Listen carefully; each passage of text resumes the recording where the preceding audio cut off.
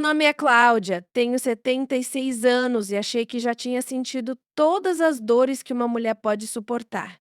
Achei que a minha alma já estava calejada demais para se romper de novo. Achei que já tinham chorado tudo. Mas tem certas dores que não vêm do que fizeram com você. Vem de quem assistiu e não fez nada. Vem de quem tinha a chance de te salvar e preferiu se calar. Minha mãe morreu numa manhã de domingo. Estava dormindo, coração cansado, olhos fechados. Eu cuidei dela até o fim. Dei banho, ajeitei o travesseiro, levei sopinha na boca. Fiz tudo que uma filha amorosa faria. E fui mesmo uma filha amorosa. Mesmo depois de uma infância cheia de silêncios, mesmo com todas as ausências que ela fingia que não via, eu a amei.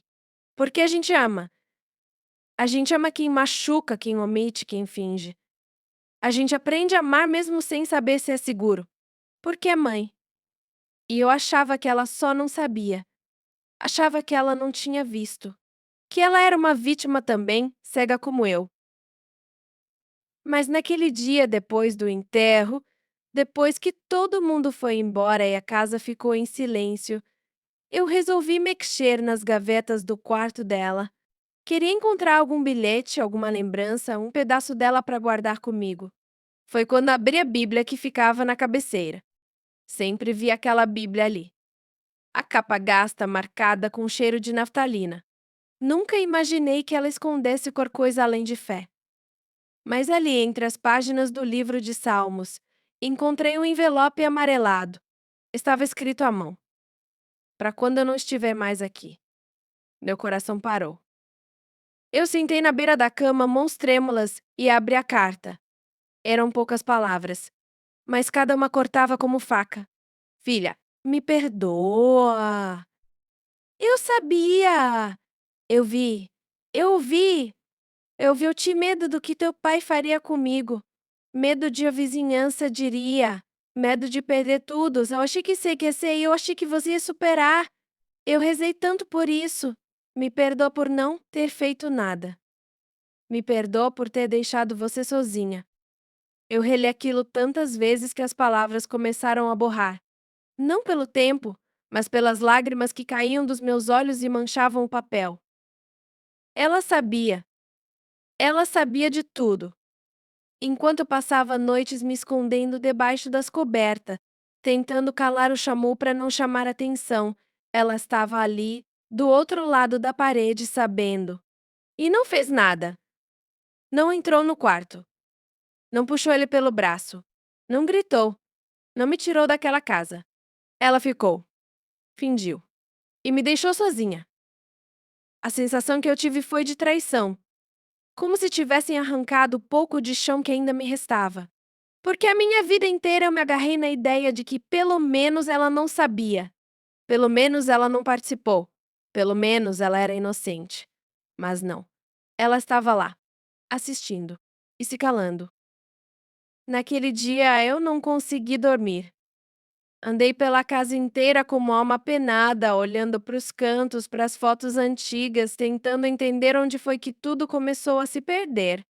Me lembrei das vezes em que eu pedi colo e ela negou. Das vezes em que eu chorava e ela dizia que era frescura. Das vezes em que eu dizia que tinha pesadelo e ela mandava eu rezar. Eu achei que ela era apenas distante, mas agora eu sabia que era pior. Ela sabia e escolheu não agir. Se essa história está mexendo com você, se você também já se sentiu traída por quem devia te proteger, então me escuta. Porque isso não é só sobre mim. Isso é sobre tantas mulheres que cresceram em casas onde o silêncio doía mais que o grito. Onde a omissão da mãe doía mais do que o tapa do pai. Onde a ausência era por forma de presença. Eu não sei se vou conseguir perdoar. Talvez um dia. Mas naquele momento, sentada com aquela carta nas mãos, tudo que eu sentia era raiva. Raiva da covardia. Raiva da escolha. Raiva do silêncio. E foi nesse turbilhão que uma lembrança antiga veio na minha mente. Uma frase que minha mãe disse quando eu era criança, depois de uma noite particularmente difícil. Finge que nada aconteceu, Cláudia. Finge que foi só um sonho. E agora, tantos anos depois, eu entendia. Ela sabia, sempre soube. Mas o que ela me deixou naquela carta mudou tudo, tudo. E foi por causa daquela última frase que eu comecei a pensar em fazer algo que nunca imaginei. A frase dizia assim: se um dia você conseguir me perdoar, não guarda isso só pra você. Conta. Conta a sua história. Para outras meninas, para outras mães. Para que nenhuma filha precise crescer achando que chorar é fraqueza. Para que nenhuma mulher se sinta tão sozinha quanto você se sentiu. Conta, minha filha, para que a dor que eu causei sirva de alerta, não de herança. Eu fechei a carta e chorei de um jeito que eu nem sabia mais chorar. Não era o choro abafado de criança com medo. Era um choro inteiro. De quem foi traída, sim, mas também de quem entendeu, enfim, que a omissão dela não era falta de amor, era falta de coragem. E ali, pela primeira vez, eu enxerguei minha mãe não só como mãe, mas como mulher. Uma mulher fraca, frágil, criada para obedecer, criada para aceitar. Ela não soube me proteger porque ninguém nunca protegeu ela. Ela não soube gritar porque foi ensinada a calar. Ela errou. Errou feio. Mas no fundo, errou como tantas outras. Naquela semana, voltei a um lugar onde não pisava há anos. Uma sala pequena, emprestada por uma associação de mulheres. Lá sentadas em círculo estavam outras como eu, mulheres calejadas, algumas ainda em silêncio, outras já com a voz trêmula tentando nascer. Eu sentei, olhei em volta e, com as mãos suando e a alma tremendo, eu falei. Falei tudo. Pela primeira vez na vida, eu contei minha história com a voz firme. Contei do que ele fez, do silêncio da minha mãe, da carta, das noites com medo, da raiva, da culpa, do peso. E quando terminei, uma mulher do grupo veio até mim chorando e disse: era disso que eu precisava, saber que alguém como eu conseguiu falar. Naquele momento, eu entendi o que minha mãe quis dizer. Eu não podia guardar só pra mim. Eu precisava transformar a dor em ponte, em caminho, em farol. Porque eu passei a vida inteira me escondendo, fingindo, me diminuindo para caber no mundo dos outros, tentando não incomodar, não chamar atenção, não fazer barulho. Eu achava que se eu ficasse quieta, as coisas ruins iam parar.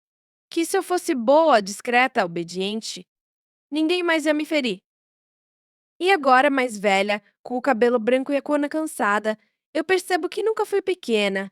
Me fizeram acreditar nisso, mas eu era gigante. Gigante para sobreviver calada. Gigante para proteger meus filhos mesmo quando eu mesma estava em pedaços. Gigante para não enlouquecer depois de noites e noites fingindo que nada tinha acontecido. Gigante para, mesmo sem saber como, seguir em frente quando tudo dentro de mim queria parar. Gigante para levantar da cama todo dia e sorrir para uma vida que muitas vezes me pareceu injusta. Gigante para cozinhar, trabalhar, cuidar, acolher.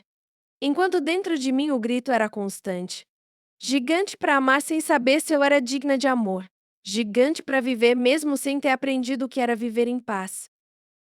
Eu fui chamada de fraca, de sensível demais, de exagerada.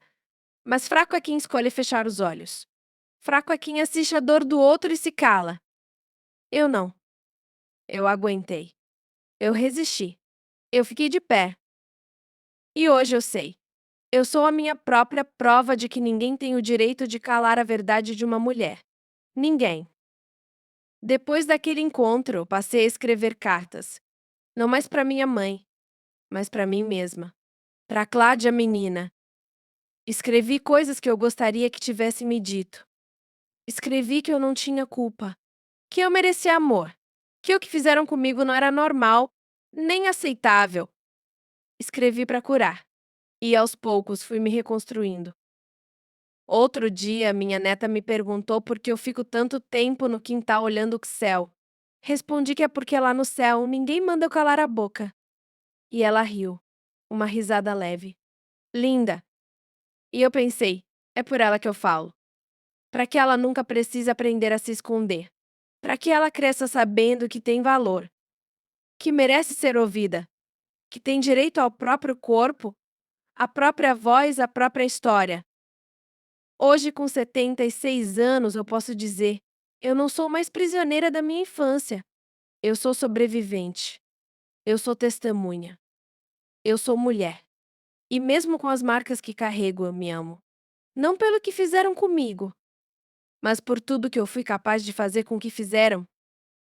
Se essa história tocou seu coração, se você já passou por algo parecido ou conhece alguém que passou, me escuta, por favor.